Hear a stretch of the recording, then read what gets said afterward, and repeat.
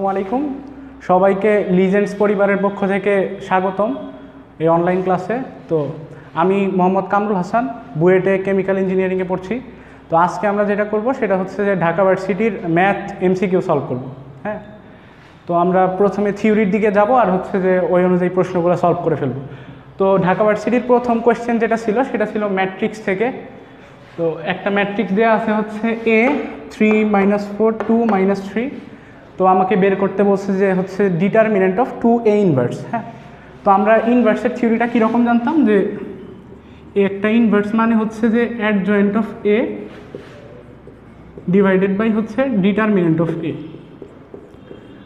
তো এইরকম adjoint of a। তো আমরা আবার একটা জিনিস জানতাম সেটা হচ্ছে যে কোনো ম্যাট্রিক্স যদি এইরকম হয় a b c d, সেক্ষেত্রে আমরা একটা শর্টকাট জানতাম অ্যাডজয়েন্ট বের করার ক্ষেত্রে, সেটা হচ্ছে যে DA - B - C।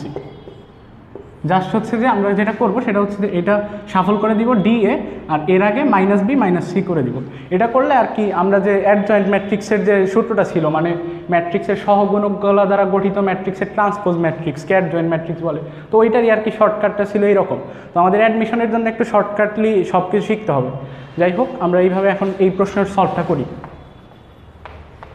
দেখো, তাহলে আমরা অ্যাডজয়েন্ট অফ a এই ম্যাট্রিক্সটা কি লিখতে পারি হচ্ছে যে এটা এই পাশে যাবে, এটা এই পাশে আসবে, মানে -3 3, আর এটা শুধু মাইনাস দ্বারা গুণ হবে, মানে 4 - 2 অ্যাডজয়েন্ট অফ a। আর ডিটারমিনেন্ট কি বের হবে? এই ডিটারমিনেন্ট অফ a হচ্ছে যে AD - BC, দ্যাট ইজ এইখানে হচ্ছে -9 আর এটা কি, এটা হচ্ছে -8, কিন্তু তার আগে তো একটা মাইনাস আমরা যেটা জানতাম ডিটারমিনেন্টের ফর্মুলা, তার মানে হচ্ছে -1। তো আমরা ইনভার্স ম্যাট্রিক্স এখন কি বলবো? ইনভার্স হচ্ছে যে -1 দ্বারা সবগুলো গুণ হয়ে যাবে, তার মানে কি 3 - 4 আর এটা হচ্ছে 2 - 3। তো এইভাবে আমরা 2a ইনভার্স পেলাম। তো আমাদের প্রশ্নে কি আছে? প্রশ্নে আছে হচ্ছে 2a ইনভার্স। তো 2a ইনভার্স কি? 2a ইনভার্স মানে হচ্ছে a ইনভার্সের প্রত্যেকটা ভুক্তিকে 2 দ্বারা গুণ। দ্যাট ইজ আমরা এখন বলবো 6 - 8 4 - 6। সো আমরা 2a ইনভার্সও বের করতে পারলাম। তো আমাদের যেটা বলছে সেটা হচ্ছে ডিটারমিনেন্ট অফ 2a ইনভার্স, তার মানে এই যে ম্যাট্রিক্সটা আমরা পাইলাম এর ডিটারমিনেন্ট বের করা। তার মানে আমরা এটা কীভাবে বের করবো? -36 AD - BA, মানে এই যে এইটা গুণ এইটা মাইনাস এটা গুণ এটা, দ্যাট ইজ এখানে -32 আসে। তো আমার তো আরেকটা মাইনাস আছে সূত্রের, সো +32, দ্যাট ইজ -4। সো আমরা এই প্রশ্নটার অ্যান্সার হবে -4। তো আমরা এখন নেক্সট কোয়েশ্চেনে যাচ্ছি। আচ্ছা, মানে দ্বিতীয় প্রশ্নটা ছিল আমাদের ফাংশন থেকে। তো এই প্রশ্নটার মধ্যে সংযোজিত ফাংশন বা কম্পোজিট ফাংশনের একটা আইডিয়া লাগে। তো কম্পোজিট ফাংশনটা কীরকম? যে মনে করো A থেকে B তে একটা ফাংশন আছে, A থেকে B তে একটা ফাংশন আছে, যে আর আমি হচ্ছে এর সাথে আরেকটা ফাংশন রিলেট করব, সেটা হচ্ছে C। এইখান থেকে আমাদের কম্পোজিট ফাংশনের আইডিয়াটা আসে কীরকম? যদি A একটা এলিমেন্ট হয় এই ফাংশনের, তার মানে এর মধ্যে যদি f ফাংশন কাজ করে, তাহলে আমরা কি বলি? আমরা বলি যে f অফ a এটা হচ্ছে এই ফাংশনের, এই f ফাংশনের রেঞ্জ। আবার যদি b এর সাথে c সম্পৃক্ত থাকে, তার মানে এই c ফাংশনের জন্য এখানে যদি g ফাংশন কাজ করে, এইটা কিন্তু আবার এই যে g ফাংশন এর জন্য এই রেঞ্জটা আবার এর ডোমেন হয়ে যায়। তার মানে আমরা এখানে বলতে পারি কি g অফ f a। তার মানে এই ফাংশনের যে রেঞ্জগুলো ছিল সেইটাই আবার বি থেকে সিতে যে ফাংশনটা কাজ করছে তার ডোমেইন হিসেবে কাজ করতেছে। সো আমরা কি বলতেছি? আমরা এখন দেখলাম যে এই যে আমি জি ফাংশন থেকে এই সি এর রেঞ্জটা পাইতেছি, আমার এ কিন্তু ছিল আলটিমেটলি এ এর উপাদান। তার মানে আমি এ কে আসলে সি এর সাথে রিলেট করতে পারছি। এইটা আসলে এইরকম করে পড়ি আমরা, জি এফ হচ্ছে জি এর সাথে সম্পৃক্ত, জি এর সাথে সংযোজিত হয়েছে, এফ জি এর সাথে সংযোজিত হয়েছে। সো এইটাকে আবার আমরা এইভাবে লিখি যে জি ও এফ গফ বা জিএফ ফাংশন। তো এটা মানে বেসিক্যালি যে জি অফ এফ এক্স মানে হচ্ছে জি অফ এফ অফ, এই যে এফ অফ এ এরকম। মানে তুমি হচ্ছে জি ফাংশনের মধ্যে যেটা এরকম এফ ফাংশনে তুমি এ বসাবা, সেইখান থেকে তুমি যে রেঞ্জটা পাইতা সেটা আবার জি ফাংশনের ডোমেইন হবে। তো এইটুকু আইডিয়া থাকলে আমরা ঢাকা ভার্সিটির যে 2 নং প্রশ্ন ছিল সেটা সলভ করতে পারি। কীরকম? আমাদের এইখানে যেটা বলছে সেটা হচ্ছে যে f(x) ছিল একটা ফাংশন এবং আমাদের বের করতে বলছে হচ্ছে g of f of -2। So আমরা বুঝতে পারতেছি f ফাংশনে -2 বসবে, তার মানে আমরা এখন দেখি f of -2 কত। f of -2 হচ্ছে -2 তার স্কোয়ার, তার মানে 4, এইখানে হচ্ছে 2 মড আছে যেহেতু, তার মানে এটা তো +2 হয়ে যাবে, তার মানে 4 - 4 সমান 0। তো এই যে এই জিরোটা ছিল, এই জিরোটা আবার আমরা জি ফাংশন এর ডোমেন হিসেবে কাজ করবে, তার মানে আমরা g of 0 লিখব। এটা সমান কত? এটা হচ্ছে 0² + 1, তার মানে এই প্রশ্নটার অ্যান্সার হচ্ছে 1। তো আমরা নেক্সট প্রশ্নে যাচ্ছি। তো এর পরবর্তী প্রশ্নটা ছিল জটিল সংখ্যা থেকে, বলছে যে 1 + i / 1 - i এর পরম মান বা মড কত। তো আমরা মডের আইডিয়াটা কীরকম জানতাম? আমরা জানতাম যে আর্গন চিত্রে যদি কোনো সংখ্যা থাকে a + ib, মনে করো a + ib কোনো জটিল সংখ্যা, তো এটা ছিল বাস্তব অক্ষ আর্গন চিত্রের ক্ষেত্রে, এইটুক ছিল a, আর b ছিল হচ্ছে অবাস্তব অ্যাক্সিসের দিকে, তার মানে b। সেক্ষেত্রে এটা যদি কোনো সংখ্যা হয়তো বাস্তব মানে জটিল সংখ্যা যার স্থানাঙ্ক হচ্ছে ab, তো আমরা মডের আইডিয়াটা ছিল অনেকটা যে এখান থেকে এর জাস্ট হচ্ছে যে সরণটা মানে এইখান থেকে এইটুক দূরত্ব, তো এটা আমরা কীভাবে পাইতাম? আমরা এটা পিথাগোরাস অ্যাপ্লাই করতাম। তো পিথাগোরাস দিয়ে আমরা পাইতাম হচ্ছে যে a² + b², তার মানে আমরা মডুলাস r সমান বলি যে বাস্তবের যে সহগ তার স্কোয়ার যোগ অবাস্তবের যে সহগ তার স্কোয়ার। তো এইটুকু আইডিয়া থাকলেই তুমি এই প্রশ্নটা ঢাকা ভার্সিটির যে 3 নাম্বার ছিল এটা পারবা। কীরকম? বলছে যে 1 + i / 1 - i এর মড কত। সো এটা কীরকম করবো? আমরা হচ্ছে যে এটা √ বাস্তবের সহগ i, অবাস্তব i এর সহগ কত? এখানে 1 / এইখানে বাস্তবের সহগ হচ্ছে 1², অবাস্তবের সহগ কত? -1। সো এরকম, তার মানে উপরে আসতেছে √2, নিচে আসতেছে √2, তো √2 আর √2 কাটা যাবে, তার মানে এটার অ্যান্সারও আমরা পাই 1। সো আমরা এর পরবর্তী প্রশ্নে যাচ্ছি। আচ্ছা, তো এরপরে চতুর্থ প্রশ্নটা ছিল আমাদের লিমিট থেকে। তো ভাই লিমিট থেকে যদি কোনো প্রশ্ন আসে তোমাকে একটু কেয়ারফুল থাকতে হবে। বিভিন্ন ভার্সিটিতে দেখা যায় যে তারা যে লিমিটিং ভ্যালুটা ডিরেক্ট বলে দেয় যে এইটা 2 বসাইলে কি হয়, তো তুমি যদি এই ক্ষেত্রে ক্যালকুলেশন করো সেটা মানে বৃথা একটা সময় নষ্ট। তো তুমি জাস্ট চেষ্টা করবা লিমিটের প্রশ্নে থাকলে যে লিমিটিং ভ্যালুটা ডিরেক্ট ফাংশনে বসায় দিতে। বসাইলে যদি তুমি কোনো ফাইনাইট ভ্যালু পাও তাহলে তুমি অ্যান্সার ডিরেক্ট পাইলা, আর যদি তুমি কোনো ফাইনাইট ভ্যালু না পাও তাইলে তোমার একটু ক্যালকুলেশন করা লাগবে। সো আমরা এখন দেখি যে ইনফিনিটি এইটা যদি আমরা এখানে বসাই তাহলে দেখো এখানে নিচে ইনফিনিটি আসে, উপরে ইনফিনিটি আসে, তো এটা কিন্তু ভাই সমস্যা একটা, এটা একটা সমস্যা। সো আমরা চেষ্টা করব যে এই সমস্যাটা কীভাবে দূর করা যায়। মানে আমরা যেটা করবো এই নিচের যে এক্সটা দেখো এইখানে আমরা একটা x² কমন নিতে পারি এইখান থেকে লিখে।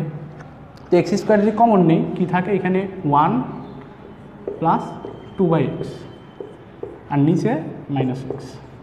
তো এটা করলে এখানে রুট আছে, সো এটা কাটা যায়, মানে রুট আর স্কোয়ারে কেটে যায়, এখানে x থাকে আর নিচের x কাটা যায়, তার মানে নিচে থাকে -1, এখান থাকে √1 + 2/x এরকম। তো এরকম যদি থাকে তুমি এখন দেখো এইখানে তুমি কিন্তু ডিরেক্ট লিমিটটা বসাইতে পারতেছো। x → ∞ আমরা যেটা পাইলাম যে 1 + 2/x নিচে হচ্ছে -1। তো এখন যদি তুমি এই লিমিটটা এখানে বসাই দাও তাহলে কিন্তু আমার কোনো সমস্যা হইতেছে না। কেমন? যেমন আমি এখানে ইনফিনিটিটা যদি এখানে বসাই এক্সকে, তার মানে কোনো কিছুকে ইনফিনিটি দ্বারা ভাগ হইতেছে, সো এটা তো 0 হয়ে যাইতেছে, 0 হয়ে যাইতেছে, তার মানে হচ্ছে 1 + 0, তার মানে এরকম আমরা পাইতেছি 1 + 0 / -1। সো এই প্রশ্নটার অ্যান্সার কত হবে? এই প্রশ্নটার অ্যান্সার হবে -1। তো আমরা এরপরে প্রশ্নে যাচ্ছি এখন। তো ভাই নেক্সট কোয়েশ্চেনটা ছিল আমাদের বৃত্ত থেকে। কীরকম? বলছে যে 4, 3 এটা হচ্ছে একটা বৃত্তের কেন্দ্র এবং ওই বৃত্তটা হচ্ছে 5x - 12y + 3 এই সরলরেখাকে স্পর্শ করে। তো আমাকে বলছে যে এইরকম একটা বৃত্তের সমীকরণ বের করো।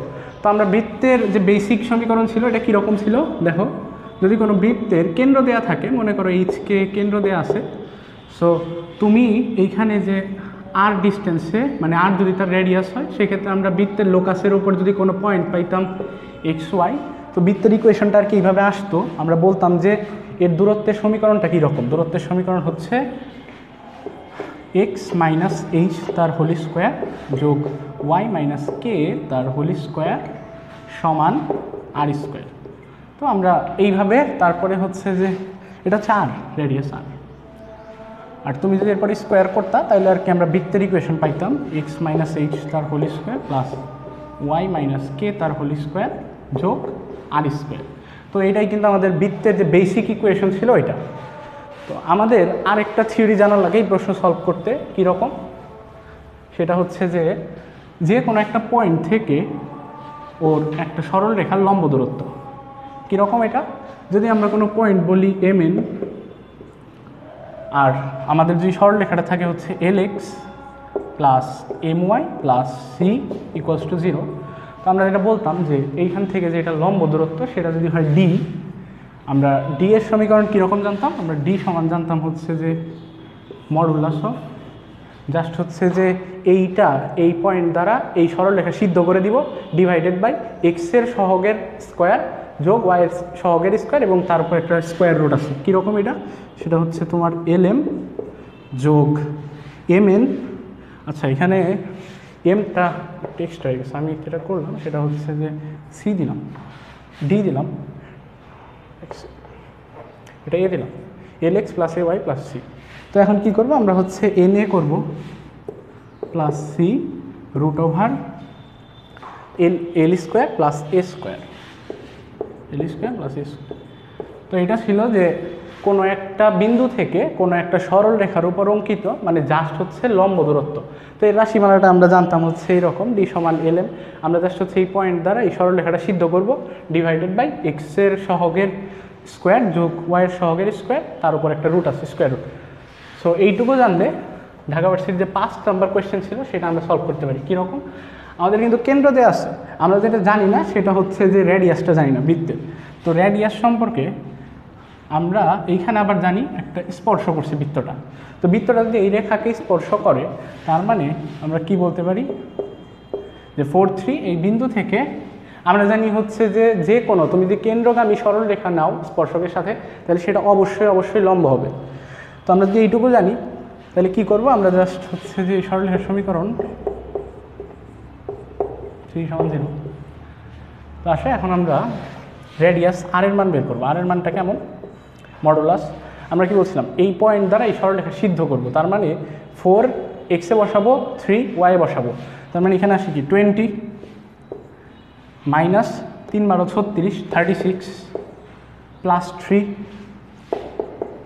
ডিভাইডেড বাই এই এক্সের সহগের স্কোয়ার প্লাস ওয়াইয়ের সহগের স্কোয়ার, তার মানে হচ্ছে 5 স্কোয়ার প্লাস -12 তার হোল স্কোয়ার। সো এটা যদি তুমি করো তাহলে দেখবা এখানে আসে 23 মাইনাস 36 তার মানে -13, আর এখানে হচ্ছে যে 25 প্লাস 144 তার মানে এখানে রুট ওভার মানে এখানে হচ্ছে যে 13 থাকে, রুট ওভার 169। সো আমরা এখানে আর কি বলতে পারি 13/13, সো এর মান হচ্ছে 1। তো আর এর মান আমরা পাইলাম 1। আর এর মান যদি পাই তাহলে আমি সহজে বৃত্তের ইকুয়েশন লিখতে পারবো কীরকম, x minus 4 square plus y minus 3 তার হোল স্কোয়ার যোগ সমান 1 মানে আর এর স্কোয়ার, তো 1 এর স্কোয়ার তো 1ই। তো এরপর থেকে আমরা কি করব, x square a minus b তার হোল স্কোয়ার করতেছি 8x plus 16 y square minus 6y plus 9 is equals to 1। তার মানে আমরা কিন্তু ইকুয়েশনটা পেয়ে গেছি কীরকম, x square plus y square minus 8x minus 6y। এখানে দেখো এখানে 16 আর 9 যোগ করলে হয় 25, 1 কাটা গেলে আমরা বলি 24। তো এটাই কিন্তু আমাদের কাঙ্ক্ষিত বৃত্তের ইকুয়েশন। তো আমরা পরবর্তী কোয়েশ্চেন, তো এরপরের প্রশ্নটা ছিল আমাদের ভেক্টর থেকে, বলছে যে বি ভেক্টর বরাবর এ ভেক্টরের উপাংশ নির্ণয় করো। সো আগে আমরা ও বিক্ষেপ আর উপাংশ সম্পর্কে হালকা জানি কীরকম। ও বিক্ষেপের বেসিকটা আসলে এইরকম, দেখো যে ধরো ও এ ও বি, তো ও বি বরাবর এ ভেক্টর কাজ করতেছে, ও এ বরাবর বি ভেক্টর কাজ করতেছে। যদি তোমাকে কেউ বলে যে বি ভেক্টরের অভিক্ষেপ নির্ণয় করো, বি ভেক্টরের অভিক্ষেপ, এটা আসলে কি বলে, এটা আসলে এ ভেক্টর বরাবর বি ভেক্টরের অভিক্ষেপ। এটা মানে আসলে এই যে এই রেখাটা, তো এর রেখার কিন্তু দুইটা ভাগ আছে বি ভেক্টরের, তুমি এইদিকেও একটা জিনিস বের করতে পারো আর আরেকটা হচ্ছে এক্স অক্ষ বরাবর। তো এই দুইটা ভেক্টরের লব্ধিক হিসেবেই কিন্তু একটা বি ভেক্টর নামক একটা ভেক্টর। সো অভিক্ষেপ মানে শুধু এই যে এই এক্স অক্ষ বরাবর যে পার্টটুকু আছে এই বি ভেক্টরের, সেটা মানে আমাদের যেটা চাইছে যে এই ভেক্টর বরাবর এ ভেক্টর বরাবর বি ভেক্টরের অভিক্ষেপ মানে আসলে এই যে ও এ আছে, ও এর প্রজেকশন, ও এর এইটুক হচ্ছে এটা। তো এটা মনে করো ডি। তো আমরা যদি এইখানে থেটা অ্যাঙ্গেল করে, তার মানে আমরা কস থেটা সম্পর্কে কি লিখতে পারি? কস থেটা সমান ভূমি বাই অতিভুজ, তার মানে ওডি বাই ও এ, ওডি by O A.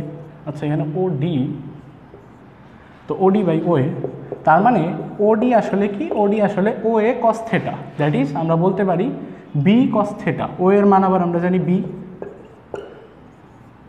B cos theta. তার মানে এ ভেক্টর বরাবর বি ভেক্টরের অভিক্ষেপ হচ্ছে বি কস থেটা। তো এই কস থেটা সম্পর্কে একটা কথা আসলে কীরকম, যে আমরা দুইটা ভেক্টরের ডট গুণ সম্পর্কে কি জানি? এ আর বি যদি দুইটা ডট, আসলে এ আর বি যদি দুইটা ভেক্টর হয়, এদের ডট গুণ করলে আমরা পাই a b cos theta, cos theta. তার মানে এইখান থেকে কিন্তু আমি কস থেটা সম্পর্কে কি লিখতে পারি? কস থেটা সমান a vector b vector divided by a ভেক্টরের মান বি ভেক্টরের মান। আবার এই যে এই কস থেটাটা আছে, আমরা এই কস থেটাটা যদি এইখানে ইনপুট দিয়ে দেই, এখানে ইনপুট দেই, তার মানে এইখানে কি পাই দেখো তো, a dot b divided by হচ্ছে এ ভেক্টর বি ভেক্টর। এটা হচ্ছে আমাদের কস থেটার মান, আর এটা কিন্তু ছিল বি ভেক্টরের মান, শুধু বি ভেক্টরের মান, তার মানে এইটা। তো এই বিবি কিন্তু কাটা যায়, বিবি কাটা গেলে থাকতেছে আলটিমেটলি এ আর বি এর ডট গুণ ডিভাইডেড বাই হচ্ছে এ ভেক্টর, এ ভেক্টরের মান, এ ভেক্টরের মান। তো এই জিনিসটাকে আমরা অনেক সহজে মনে রাখতে পারি। কিভাবে মনে রাখতে পারি? সেটা হচ্ছে যে যদি তোমাকে বলে যে দুইটা ভেক্টর দিয়ে যদি বলে যে এই একটা ভেক্টর বরাবর আর একটা ভেক্টরের অভিক্ষেপ বের করো, ওইটা আসলে এরকম যে ওই দুইটা ভেক্টরের ডট গুণ ডিভাইডেড বাই এইখানে তুমি কার মান নিবা? যার বরাবর তুমি অভিক্ষেপটা নিতেছো, যার বরাবর অভিক্ষেপ। তো অ্যাডমিশন টেস্টে যখন তুমি দিবা, তখন কিন্তু তোমার এত টাইম থাকবে না থিওরি ডেভেলপ করে কীরকম করে আসবে।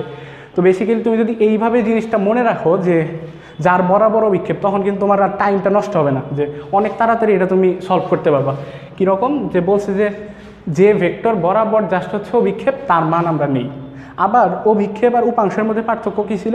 উপাংশতে জাস্ট একটা দিক আছে, উপাংশতে একটা দিক আছে, তো এটা কিন্তু আমাদের অভিক্ষেপ।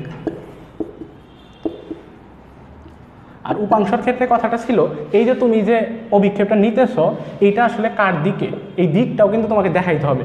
তো আমরা ম্যাথসে জানি যে যদি তোমাকে কেউ দিক দিতে বলে, তার মানে আমরা বলি যে একক ভেক্টর দিয়ে দাও, একক ভেক্টর দিলেই বেসিক্যালি দিকটা তুমি দিতে পারো। তো এই ক্ষেত্রে আমরা যদি এই ভেক্টরের, এই বি ভেক্টরের এ বরাবর উপাংশ নিতে চাই, তার মানে আমার যেটা করতে হবে সেটা হচ্ছে যে এইখানে যে ভেক্টর ছিল, এ ভেক্টর বরাবর একটা একক ভেক্টর দিতে হবে।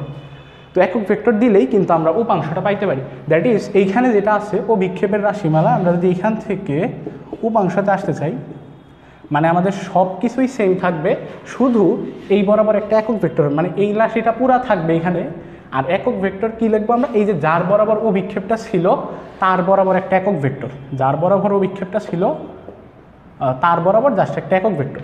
তো এইটুকু যদি জানো, তুমি ঢাকা ভার্সিটিতে যে 6 নাম্বার কোয়েশ্চেন আসছে, ওটা খুব ইজিলি সলভ করতে পারবা। কীরকম? দেখো, তো আমাদের প্রশ্নে বলা আছে যে বি ভেক্টর বরাবর এ ভেক্টরের উপাংশ বের করো। তো এটা দেখো, আমরা প্রথমে কি জানি, আমাদের ডট গুণ করতেই হবে। তো আমরা ডট গুণ করি এই দুটার মধ্যে।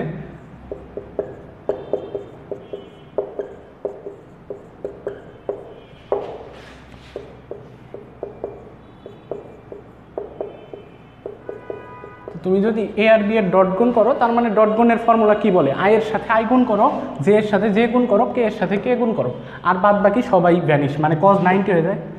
তো দেখো, আই এর সাথে যদি আই গুণ করি, দ্যাট ইজ এখানে থাকে 12, 7, জে এর সাথে জে গুণ, তার মানে হচ্ছে -14, এখানে হচ্ছে 6 এর সাথে এটা কে গুণ, তার মানে -6। তো এটা যদি তুমি করো, এখানে তুমি পাইতেছো হচ্ছে -8। তার মানে আমরা একটা জিনিস পাইছি, এটা হচ্ছে যে ডট গুণের মান -8। তো আমরা বলছিলাম যার বরাবর একক ভেক্টর সে থাকবে নিচে, তার মানটা নিতে হবে। তো আমাকে বলছে যে বি ভেক্টর বরাবর, তার মানে আমার যেটা লাগবে সেটা হচ্ছে বি ভেক্টরের মান, বি ভেক্টরের মান। এই মানটা কি? আমরা জানি হচ্ছে যে আয়ের সহগ, জে এর সহগ, কে এর সহগ, এদের স্কোয়ার করে যোগ করতে হয়, তার মানে এটা এটা।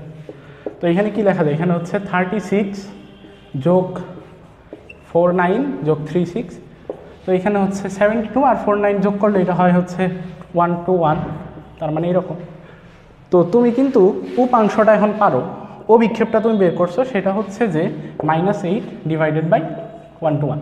তো তুমি যদি অপশনের দিকে তাকাও দেখবা যে এইখানে আরেকটা জিনিস হচ্ছে যে উপাংশ যদি আমরা বের করতে চাই, এখানে বলছে বি ভেক্টর বরাবর, তার মানে আমার একটা বি ভেক্টরের দিকে একক ভেক্টর থাকবে, এখানে রুট আছে, তার মানে একক ভেক্টর। তো এইরকম কিছু কিন্তু অপশনে নাই, অপশনে কি আছে, বি একটা ভেক্টরের মান দেওয়া আছে। সো আমরা আবার মানে একক ভেক্টর যে আছে ওকে লিখতে পারি যে কোনো ভেক্টরকে তার মান দিয়ে ভাগ করলে একক ভেক্টর হয়। তার মানে আমরা আসলে দেখো এই জিনিসটা আমি এখানে লিখতেছি। তো এখান থেকে আমরা কি লিখতে পারি, এখান থেকে হচ্ছে -8 121। আমরা জানি একক ভেক্টর হচ্ছে কোনো ভেক্টরকে তার মান দিয়ে ভাগ করা, তার মানে বি ভেক্টরকে আমরা যদি বি ভেক্টরের মান দিয়ে ভাগ করি তাহলে হচ্ছে একক ভেক্টরটা পাই। তো বি ভেক্টরের মান তো আমরা জানি √121, সো এইখানেও একটা √121 আছে, তার মানে ওটারই স্কোয়ার, দ্যাট ইজ এখানে কিন্তু শুধু 121 থাকবে, আর এই বরাবর যে বি ভেক্টরটা সেটা হবে। তো এইটা দেখো যে অপশনে আছে, ওইটাই অ্যান্সার। তো আমরা নেক্সট প্রশ্নে যাচ্ছি আবার। আচ্ছা, তো নেক্সট যে প্রশ্নটা ছিল সেটা হচ্ছে যে বলছে জিওমেট্রি শব্দটিকে কতভাবে সাজানো যায় যাতে করে প্রথমে এবং শেষে ই থাকে। তো বেসিক্যালি এটা হচ্ছে যে বিন্যাসের প্রশ্ন। তো বিন্যাস আর সমাবেশের মধ্যে পার্থক্যটা কি? বিন্যাস আর সমাবেশের মধ্যে পার্থক্য হচ্ছে বিন্যাসটা আসলে অ্যারেঞ্জমেন্ট নিয়ে ডিল করে, কিন্তু সমাবেশটা তোমার অ্যারেঞ্জমেন্ট নিয়ে ডিল করে না। তো ব্যাপারটা আসলে কী ভাই?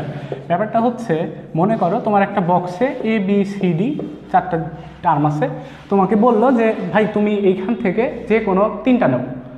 তুমি এখান থেকে কীভাবে 3টা নিতে পারো? তুমি এখান থেকে নিতে পারো ABC, তারপর তুমি এখান থেকে নিতে পারো ADC। তো তুমি এইভাবে বিভিন্নভাবে এখান থেকে 3টা টার্ম নিতে পারো।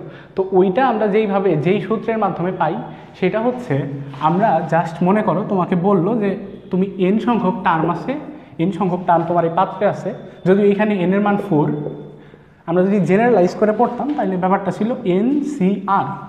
NCR আসলে কি? তোমার যতগুলো জিনিস আছে সেইখান থেকে তুমি বেশি কতগুলো জিনিস নিচ্ছ, ওইটা তুমি কতভাবে নিতে পারো। কিন্তু তুমি জাস্ট হচ্ছে ABC আকারে নিলা, ADC আকারে নিলা। কিন্তু এখন দেখো এটা হচ্ছে সমাবেশ, আর বিন্যাসে কী ছিল? তুমি ABC নিতেছো। এখন এই ABC কিন্তু তুমি চিন্তা করতেছো না এ কাকে আগে নিতেছো, এ কে আগে নিতেছো না বি কে আগে নিতেছো না সি কে আগে নিতেছো। তো সমাবেশ আর বিন্যাসের মধ্যে পার্থক্যটা আসলে এইখানে। বিন্যাস কি বলে? বিন্যাস বলে যে ABC একটা যেইভাবে নিলে, ABC যদি তুমি এ আগে নাও, বি পরে দ্বিতীয়তে নাও, সি তৃতীয়তে নাও, এইটা যে বিন্যাস তোমাকে দিবে, তুমি যদি BAC নাও সেক্ষেত্রে বিন্যাসটা আবার আলাদা হবে। আবার তুমি যদি সি আগে নাও সেক্ষেত্রে বিন্যাসটা আবার হবে। তার মানে আমরা আসলে বিন্যাসের সমাবেশের মধ্যে বেসিক পার্থক্যটা কি? বিন্যাসের সমাবেশের মধ্যে বেসিক পার্থক্যটা হচ্ছে একটা তোমার অ্যারেঞ্জমেন্ট নিয়ে ডিল করে আর একটা অ্যারেঞ্জমেন্ট নিয়ে ডিল করে না। তো আমরা বিন্যাসের সমাবেশের প্রশ্ন আসলে কিভাবে বুঝি? তো এটা বোঝার একটা সহজ ট্রিক আছে, যেমন কতভাবে সাজানো যায়, এরকম যদি তোমার কোনো প্রশ্নে থাকে, সাজানো যায়, তারপরে হচ্ছে যে শব্দ গঠন করা যায়, তো শব্দ গঠন করা যায়, এই টাইপ টার্ম যদি তোমার কাছে কোনোদিন থাকে সেক্ষেত্রে তুমি বুঝবা বিন্যাস, কারণ তুমি অনেকভাবে সাজাইতে পারো বিষয়টা। শব্দ গঠন মনে করো তোমাকে বলছে যে ABC আর D মানে অনেকগুলো ভাওয়েল দিয়ে অ্যালফাবেট দিয়ে তোমাকে বলছে শব্দ গঠন করো, সেক্ষেত্রে তুমি কিভাবে নিবা ওর ভিত্তিতে কিন্তু শব্দগুলো আলাদা আলাদা আসবে। তো এইটা হচ্ছে যে বিন্যাসের। আর সমাবেশের ক্ষেত্রে আমরা কি বলি? সমাবেশের ক্ষেত্রে আমরা বলি হচ্ছে যে সমাবেশের ক্ষেত্রে যে কতভাবে বাছাই করা যায়, তারপরে হচ্ছে যে দল গঠন করা যায়, মনে করো বাছাই করা যায়, দল গঠন করা যায়, এরকম যদি তোমার কাছে কোনো প্রশ্নে এরকম লেখা থাকে সেক্ষেত্রে আমরা বুঝবো যে এটা একটা সমাবেশ রিলেটেড প্রবলেম। কারণ তুমি যদি দল গঠন করো, মনে করো তোমার কাছে 10টা বা 12টা প্লেয়ার আছে, তোমাকে বললো যে 5টা করে প্লেয়ার নিয়ে একটা করে টিম গঠন করো, সেক্ষেত্রে তুমি কোন প্লেয়ারকে আগে পরে নিবা, টিমের মধ্যে কিন্তু তার কোনো ইফেক্ট পড়বে না, পুরো টিমটা কিন্তু কনসিস্ট হয়েছে সবগুলো প্লেয়ার দ্বারাই। সো এইটা হচ্ছে বিন্যাসের সমাবেশের বেসিক পার্থক্য। তো আমরা যে কোয়েশ্চেনটা আসছে সেটা দেখি, এটা খুবই বেসিক একটা কোয়েশ্চেন ছিল। বলছে যে জিওমেট্রি শব্দটিকে কতভাবে সাজানো যায় যাতে করে ই আর এই দুইটা ই যে আছে এরা হচ্ছে প্রথমে আর শেষে থাকে। তার মানে আমরা যদি জিওমেট্রির দিকে তাকাই, এইখানে দেখো কয়টা অ্যালফাবেট আছে, 1 2 3 4 5 6 7 8। তো আমরা 8টা দাগ দিই, 1 2 3 7। তার মানে তোমার যে এইখানে 8টা বক্স আছে মনে করো, তুমি জাস্ট হচ্ছে এগুলাকে নিয়ে কতভাবে সাজাইতে পারো। তো তারা একটা কন্ডিশন বলে দিছে, সেটা হচ্ছে ই আর ই এদের মাঝখানে এইটা হচ্ছে ফিক্সড, এরা ফিক্সড। তার মানে তোমার ঘর কিন্তু ভাইয়া এখন কয়টা হলো, 6টা। আর তোমার কাছে অ্যালফাবেট আছে কয়টা দেখো তো, আমার কাছে আছে হচ্ছে জি, আমার কাছে আছে হচ্ছে এম, আমার কাছে আছে ও, আমার কাছে আছে টি, আমার কাছে আছে আর, আমার কাছে আছে ওয়াই। তো এই 6টা। তো তোমার কাছে মনে করো 6টা জিনিস আছে। তো তুমি এই 6টা অ্যালফাবেট এই 6টা বক্সে কতভাবে নিতে পারো। তো 6টা অ্যালফাবেট 6টা বক্সে কতভাবে নিতে পারো, এটা বিন্যাসের সব থেকে যে বেসিক ফর্মুলা ছিল সেটা। তার মানে ওই অনুযায়ী আমরা বলতে পারি 6p6। 6p6 আসলে কি মিন করে, বলে যে 6টা অ্যালফাবেট থেকে তুমি 6টাই নিতেছো, আবার তারা এর মাঝখানে কতভাবে সাজতে পারে সেটা তুমি ইনক্লুড করে যাই এখানে। আর যদি আমি 6c6 দিতাম, এটা মানে আসলে কিন্তু আমি 6টা আসলে কতভাবে নিতে পারি, তারা যে সাজতেছে একে অপরের মাঝখানে সেটা কিন্তু আমরা দেখতেছি না। সো আমাদের এইখানে সাজানো যায় যেহেতু বলছে, আমাদের নিতে হবে 6p6। তো আমরা এটা থেকে কি লিখতে পারি, আমরা লিখতে পারি, আমরা এনপিআর এর ফর্মুলা জানতাম, n factorial divided by n minus r factorial. তার মানে আমরা বলতে পারি এখানে 6 factorial divided by 6 minus 6 factorial. So এইখানে কিন্তু ভাই 0 ফ্যাক্টোরিয়াল আসতেছে। আমরা কি জানি, আমরা জানি 0 ফ্যাক্টোরিয়ালের মান 1।